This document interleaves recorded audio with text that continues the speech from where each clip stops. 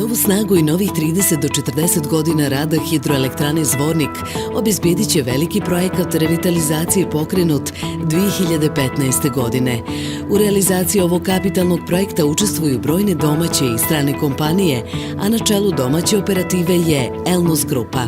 Nalazimo se na hidroelektrani Zvornik, gde je Elnos glavni podizvođač austrijske firme Voith, koja ima potpisan ugovor sa EPS-om na revitalizaciji hidroelektrane, odnosno zameni 4 turbinska agregata. Pored zamjene agregata, odnosno turbine i generatora, projekat obuhvata izgradnju novog rasklopnog postrojenja 110 kV zajedno sa novim blok transformatorom, kompletnu zamjenu opreme generatorskog napona, kompletnu zamjenu sistema upravljanja i sistema električne zaštite, kao i zamjenu svih pratećih podsistema. Po završetku projekta hidroelektrana Zvornik, koja je u radu 61 godinu, biće kompletno nova hidroelektrana što se tiče elektromašinske opreme.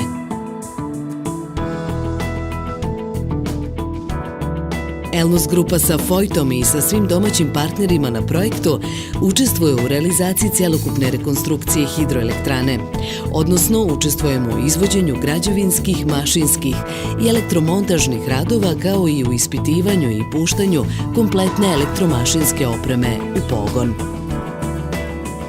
Pa konkretno što se tiče Elnos Grupe, poslovi koje oni izvode su intenzivirani u zadnjih mesec dana i konkretni rezultati se vide, a možda i značajniji teži radovi koji su bili na postavljanju regala za novu opremu generatorskog napona. Što se tiče investitora, izuzetno smo zadovoljni i dinamikom radova, a i profesionalnošću izvođenja radova.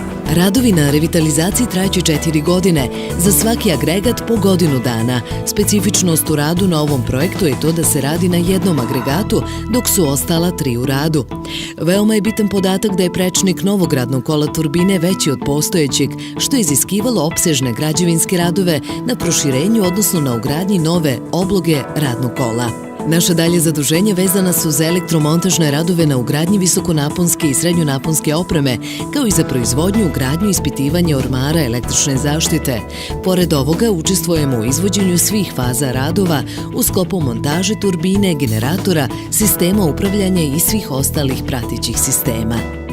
Trenutno na ovom poslu je angažovano 10 radnika naše struke i nalazimo se na razvodnom postrojenju gde se ugrađuje kompletno nova oprema i gde, kao što možete vidjeti, su ugrađeni novi transformatori. Nakon revitalizacije, hidroelektrana Zvornik biće najsavremenija hidroelektrana u Srbiji i u regionu.